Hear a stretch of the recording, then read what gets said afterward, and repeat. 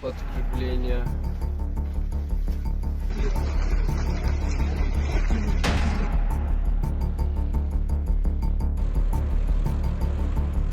У тебя есть КАМАЗ с номером 497 и товарищ водитель Свириденко Андрей Валентинович.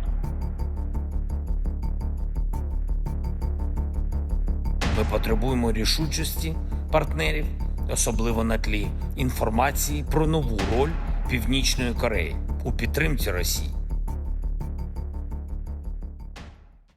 자, 북한과 러시아는 지금 북한군이 러시아 파병이 돼서 우크라이나 전쟁 지역으로 가고 있다는 거 지금 전 세계가 다 얘기하고 있습니다. 그러나 북한과 러시아는 아무런 얘기를 공식적으로 하지 않고 있는 거죠. 그러나 다 파악이 되고 있습니다. 지금 보셨지만 감청 내용도 나오고요. 위성으로 뭔가 보인다는 얘기도까지 나오고 있는 상황인 겁니다. 이 얘기 좀 해볼 텐데요. 우선 화면 좀 보겠습니다. 자, 뉴욕타임스 보도, 외신 보도 많이 나오고 있는데 우선 북한군 수천 명이 지난 23일 쿠르스크에 도착했다. 쿠르스크. 제가 발음을 틀렸습니다. 쿠르스크입니다. 쿠르스크. 이게 러시아 땅이거든요. 특히 격전지로 꼽히는 대표적 지역인데 여기에 도착했다는 내용이 있고요. 그리고 우크라이나 국방부의 얘기입니다. 지난 23일 첫 번째 병력 역시 같은 내용입니다. 쿠르스크에서 목격이 됐다. 그리고 우크라이나 고위 당국자 28일까지 최대 5,000명 모일 것으로 예상하고 있다. 이런 내용들이 지금 잇따라 나오고 있는 겁니다. 자, 지금부터 이 얘기 좀 해볼 텐데요. 엄효식 한국 국방안보포럼 사무총장 자리하고 계십니다. 안녕하십니까? 네, 안녕하세요. 자, 우선 제가 처음에 소개했는데 발음도 틀렸어요. 이게 우리는 약간 여전히 익숙하지 않은 지명이거든요. 근데 지금 북한 군인이 뭐 보도에 따라 달라요. 단위는. 그렇지만 상당히 많은 숫자가 이미 넘어가서 그 격전 지역으로 가고 있다라고 나오고 있는 건데 일단 러시아 땅인 쿠르스크 지역 과연 이곳은 어떤 지역이고 왜 북한군이 지금 여기를 가고 있는 거다 이렇게 봐야 되는 겁니까? 예, 현재 외신 보도나 또는 뭐 우크라이나 정보 당국이 발표한 것을 보면 최대 북한군 5천 명이 예. 쿠르스크에 이미 집결해 있다고 보도가 되고 있는데요. 이 쿠르스크라는 이름은 일단 2차 세계대전사를 보시게 되면 예. 쿠르스크 전투라고 굉장히 유명한 전투로 기록이 되어 있습니다. 당시 러시아하고 지금은 이제 소련이 되겠죠. 예. 당시 소련과 독일이 맞붙었는데 이 엄청난 그 기갑전을 치러서 뭐 전차 수백 대가 투입이 됐고 실제 그 전투를 통해서 수십만 명이 희생되는 그런 어마어마한 전투였었거든요. 예. 그러니까 그만큼 그 지역이 중요하다는 것을 또 의미하는 것이라고 볼 수가 있겠습니다. 그리고 지도를 보시면 예. 우크라이나에서 그 러시아의 수도인 모스크바로 직진할 때 예. 최단거리상 경로에 지금 바로 지도가 나오고 있습니다. 저 위치군요. 그렇습니다. 지금요. 쿠르스크가 있습니다. 그리고 2022년도 2월 달에 전쟁이 시작되고 난 다음에 예. 러시아가 우크라이나의 땅을 20% 이상 점령을 했는데 예. 반대로 우크라이나가 러시아 땅을 점령한 것은 지금 언급되고 있는 쿠르스크가 유일합니다. 러시아 입장에서는 저 땅을 빨리 수복하는 게 굉장히 필요하겠죠. 지금 저 지역의 일부를 우크라이나 군에게 뺏긴 상태고 점령을 당한 상태군요. 그러니까 이걸 탈환하기 위한 작전을 펴는데 북한군이 그리로 가고 있다. 그 지역으로 가고 있다. 이 뜻인데 아까 잠깐 뇌신 보도나 이런 걸 제가 잠깐 방송 전에 보고 왔는데 지금 북한군이 쿠르스크 지역으로 뭐 이미 가 있다. 그 추가로 더 간다. 뭐 이런 얘기가 나오는데 특히 민간 트럭을 이용해서 가고 있다는 얘기도 나오더군요. 왜 군용도 아닌 민간 트럭입니까? 이거 혹시 무슨 위장 이런 의도입니까? 이거 어떻게 봐야 됩니까? 네, 일단 민간 트럭은 그 북한군이 처음 러시아에 들어가서는 블라디보스토크 일대에서 뭐 사전 준비 훈련을 받았다고 했지 않습니까? 예. 거기에서 지금 이야기하는 쿠르스크까지는 수천 킬로이기 때문에 아마 비행기로 쿠르스크 근처까지 이동을 하고 예. 그다음에 쿠르스크 전투 지역 인근에서는 예. 민간 트럭을 이용했을 것 같은데 그 목적은 뭐 분명해 보입니다. 북한군 투입을 은폐하기 위한 속이기 위해서 일부러 민간 트럭을 통해서 쿠르스크 지역으로 북한군 병력이 이동하고 있는 것으로 보여집니다. 그러면 아주 쉽고 간단하게 말하면 없는 척 아닌 척하기 위한 의도 아닌가 이렇게 보이는 겁니까? 네, 그렇습니다. 아니 러시아가 군용 트럭이 없지는 않을 거 아닙니까? 근데 민간 트럭을 이용을 했다는 얘기가 나오고요. 그리고요. 지금 뭐 여러 가지 얘기 나오면 곧 뭔가 실전에 이제 투입이 될 거다. 그렇다면 전투를 벌이는 장면까지 나올 수도 있다 이건데 일단 러시아 군인과는 다른 역할을 맡을 수도 있다는 얘기도 있던데 이거는 무슨 뜻으로 봐야 될까요? 예, 일단 북한군이 정확하게 쿠르스크 지역에 투입이 돼서 예. 또 거기에서 어떤 임무를 수행할지는 아직 뭐 병력이 투입되지 않았기 때문에 정확히 알 수는 없습니다. 일반적으로 이제 예측할 수 있는 것은 전투 임무에 직접 투입이 될 것이냐, 그러니까 예. 우크라이나군과 직접 전투에 참전할 것이냐, 아니면 러시아군의 후방에서 러시아군을 뭐 지원하고 하는 뭐 이런 역할을 할 것이냐, 이것은 아직 조금 더 상황을 두고 봐야 될 것 같습니다. 일단 군대 그리고 처음에 사실을 이 북한군 파병 나왔을 때 특수부대가 먼저 한 1,500명 갔다라는 얘기가 먼저 나왔거든요. 지금 이 상태에서는 여기에 특수부대가 포함이 됐다고 봐야 됩니까? 아니면 특수부대는 또 다른 곳에 있다고 봐야 되는 겁니까? 예, 보통 북한의 특수부대 하면 저희가 북한 선전 영상을 보게 되면 예. 어마어마한 전투력을 가진 것으로 나오지 않습니까? 그 사진 영상 속에 보면 사실 무시무시합니다. 네. 예. 근데 최근 이제 뭐 서방 언론을 통해서 공개된 북한군의 모습은 되게 왜소하고 어려 보이는 군인들의 모습입니다. 예. 그래서 알려진 것하고 실제 북한이 그 특수작전부대의 인원들이 실제 온 것인지는 조금 더 두고 봐야지 정확한 그 파악이 가능할 것으로 생각이 됩니다. 최근에 물론 이 공개된 영상이 굉장히 제한적입니다. 숫자가 많지 않습니다. 거기에 나오는 북한군의 모습을 보면은 글쎄 이 군인들은 나이가 얼마나 될까? 특수부대일까? 약간 거리감이 있어 보이거든요. 이런 가운데 이런 얘기가 계속 나옵니다. 화면 보겠습니다. 제가 시청자 여러분께 화면 2장을 잇따라 지금부터 소개해드릴 텐데 외신 보도가 많아요. 여러 가지 취재 그리고 어떤 정보를 통해서 습득된 내용들 이런 게 보도되고 있는데 쿠르스크 직결 북한 군인들 김정은의 가장 훌륭하고 뛰어난 군인 아닐 수도입니다. 아닐 수도. 10대에서 20대 초반의 어린 나이, 징집된 지 얼마 안 되는 것으로 추정. 북한군의 복무 기간은 뭐 어마어마하게 길잖아요. 근데 10대에서 20대 초반이면 군대 온 지 얼마 안 되는 청년들이거든요. 이렇게 보인다는 겁니다. 가장 훌륭하고 뛰어난 군인이 아닐 수도 있다. 하나 더 보겠습니다. 또 다른 내용은요. 앳된 군인들 북한 밖으로 나와본 적 없을 가능성이 크다. 태어나서 처음으로 북한을 떠나본 군이라는 거죠. 그리고 노후화된 재래식 장비를 운영하고 있고 그런데 살상 가능 지역의 트룹스의 수도. 자, 그렇다면요.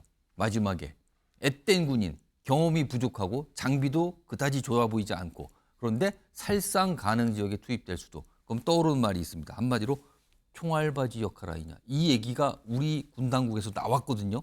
이거 어떻게 봐야 됩니까? 이 가능성은. 예, 김정은의 입장에서 생각을 해보더라도 어차피 김정은 입장에서는 우리 대한민국과 군사적으로 대치하고 있지 않습니까? 예. 근데 자신의 최정예 병력들을 그 러시아로 보내서 거기에서 희생당하게 하는 것은 그것은 암만 계산을 해봐도 맞지가 않는 거죠. 그리고 김정은도 사실 우크라이나와 러시아의 전쟁이 어떻게 진행되고 있는지는 알고 있지 않겠습니까? 예. 굉장히 많은 인명 피해가 발생할 수 있다는 것도 알 수 있고 예. 자기의 최정예 병력을 그 지역에 보내가지고 그냥 일회용으로 소모시키는 선택은 하지 않을 것이라고 보고 그런 측면에서는 김정은이 파병을 했다면 이미 이제 알려진 것처럼 그 뭐 5천여 명을 했다면 최정예 요원들이라기보다는 그보다는 조금 아래 수준에 있는 병력들을 보냈을 가능성이 매우 높다고 보겠습니다.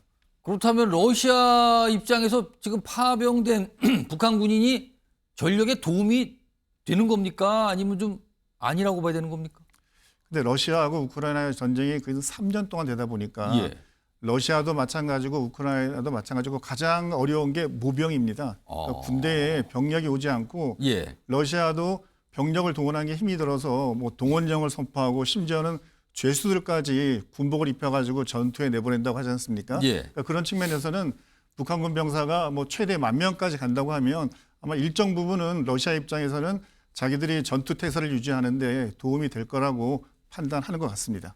지금 이런 상황에서요. 이제 북한군이 실전에 투입될 직전에 와 있는 것 같아요. 아무리 봐도 그렇습니다. 이런 상태에서 지금 우리 당국에서는 뭐 군 얘기도 있고 정부 차원에서도 뭔가 요원을 파견한다. 이 가능성 얘기가 나오거든요. 그러니까 뭐 연락관일 수도 있고요. 아니면 정보 요원이 될 수도 있고 여러 가지 하여튼 요원을 뭔가 파견한다. 이런 얘기가 나오는데 만약에 그게 실현이 된다면 이 요원은 우크라이나 글로 들어가서 어떤 역할을 하는 걸로 봐야 됩니까? 네, 오늘 정부가 우크라이나에 이제 대표단을 파견해서 여러 가지 사항을 파악하고 또 이제 예. 모니터링단을 이제 보낸다고 하는데요. 예. 이런 인원들은 당장 뭐 전투에 참전하거나 또는 직접적으로 뭐 무기 체계 운영에 관여하거나 이런 것은 아니고 현재 그 북한군이 참전한 러시아와 우크라이나의 어떤 전쟁 상황이 어떤지를 파악을 하고 예. 때에 따라서 북한군의 어떤 뭐 전술, 북한군이 주로 어떤 전술을 쓰는지 하는지 그 부분에서는 우리가 가장 잘 알고 있기 때문에 우크라이나 군에게 그런 부분에서 도움을 줄 것으로 예상이 됩니다. 약간 자문 역할을 할 수 있다는 겁니까? 네, 그렇습니다. 혹시 지금 보면은 일단 5천 명이 쿠르스크 지역에 조만간 다 집결해서 투입이 될 거다라는 나오잖아요. 그리고 최대 12,000명, 13,000명이까지 나오고 있습니다. 지금 북한군의 파병 규모가.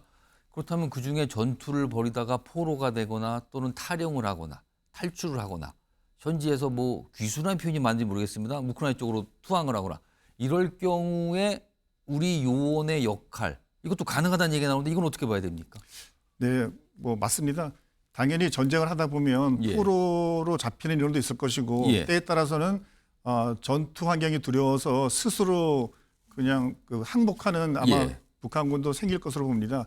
아마 그런 인원들을 신문할 때 아무래도 뭐 우크라이나 군인들이 북한군을 신문하기에는 언어 소통 문제부터 많은 제한사항이 일단 있으니까 그거부터 잘 안 되겠죠. 네, 우리가 가서 이제 그런 부분에서 도움을 줄 수 있고 또 반대로 북한군이 어떠한 목적으로 우크라이나 전에 그 참전하고 있는지 어떤 그런 뭐 작전 개념이나 또는 병력의 규모 또는 운영하는 무기 체계 이런 부분에 대한 정보도 우리가 획득할 수가 있으면 그것은 당장은 러시아와 우크라이나 전쟁이지만 길게 봐서는 우리가 북한군에 대비하는 측면에서도 많은 도움이 될 것으로 생각이 됩니다.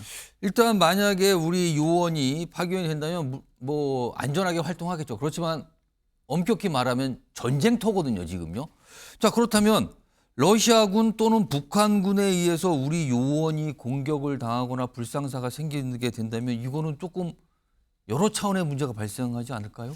네, 맞습니다. 근데 그런 일은 절대 생기지 않도록 해야 될 것 같고요. 그러기 위해서는 우리가 뭐 모니터하는 인원들을 우크라이나에 보내더라도 이런 예. 것들이 드러나지 않게 은밀하게 보내야 될 것 같고요. 예. 특히 이런 인원들이 어느 지역에서 어떤 활동을 하고 있다는 것이 알려지게 되면 당연히 러시아군에서는 또는 북한군은 그쪽 지역에 대해서 뭐 위협적인 활동을 하지 않겠습니까? 그렇겠죠. 그러니까 매우 은밀한 활동이 요구된다고 하겠습니다. 그러니까 우크라이나로 요원이 간다. 그러나 지역은 극비다. 이렇게 돼야 되는 거고. 네, 네, 그렇습니다. 자, 이런 상황에서요. 북한이 뭔가 파병에 대해서 인정 안 하고 있거든요. 안 밝혀요. 했다는 얘기를 안 하거든요. 그런데 뭔가 간접적으로 얘기를 합니다. 화면 좀 보겠습니다.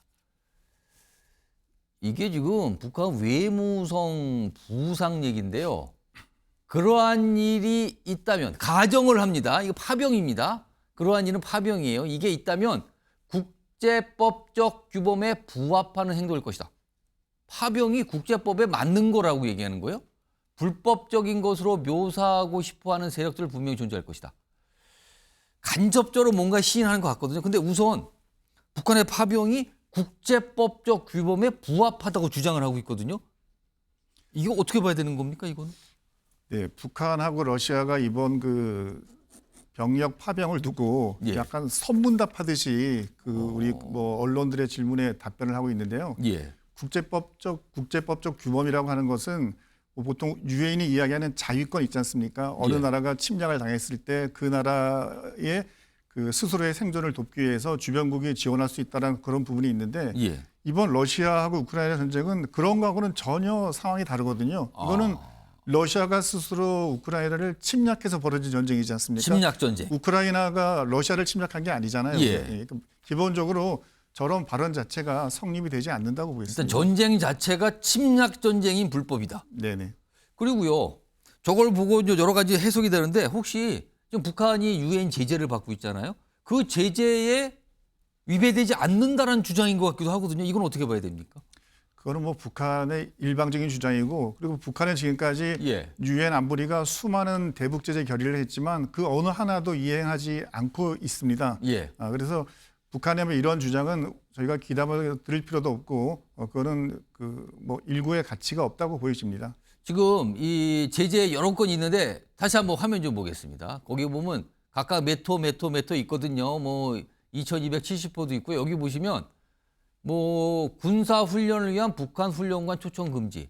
넓은 의미에서 보면 파병이 여기에 위배된다고 볼 수 있고요. 그리고 마지막에 1874호는 무기와 관련한 물자 및 서비스 등 수출입 금지. 여기 서비스란 표현인데 이건 어떤 행위를 말하는 것 같거든요. 아마 파병이 여기에 위배된다라고 해석도 가능할 것 같거든요. 그렇다면 북한이 주장하는 국제법적 규범에 부합하다. 이건 말이 안 돼 보이는데요. 네, 맞습니다.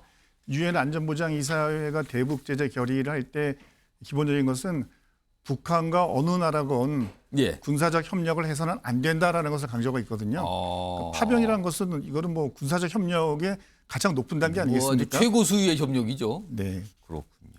자, 그런데 저렇게 보면 간접적으로는 뭔가 얘기를 하는 것 같단 말이에요, 북한이. 근데 공식적으로는 파병설과 관련해서 조용합니다. 의도가 뭡니까, 이건? 네, 아마 러시아 입장에서 생각을 해보면은 예. 북한군이 러시아 영토 내로 들어와서 러시아를 대신해서 전투를 한다 그러면 당연히 우크라이나가 어떤 주장을 할 것인가? 미국이나 나토에 대해서 군사적 지원을 더 늘려달라 또는 파병을 해달라. 심지어는 뭐 우리 대한민국 같은 경우도 지금 단계별을 따라서 방어용 무기를 할 것인지 뭐 이런 고민을 하지 않습니까? 예. 그러니까 러시아 입장과는 다른 쪽으로 전쟁의 방향이 전개될 수 있기 때문에 러시아 입장에서는 최대한 북한군이 온 곳을 숨기거나 또는 드러내고 싶지 않기 때문에 이런 예. 부분에 대해서 공식적 언급을 하지 않는 것이라고 분석이 됩니다. 그러니까 다른 나라의 파병을 받을 정도면 전쟁이 힘들다는 소리잖아요. 자기 나라 군대로 다 감당이 안 되니까. 근데 실제는 현실은 그렇지만 외부에는 드러내기 싫다. 뭐 이렇게 보이는군요.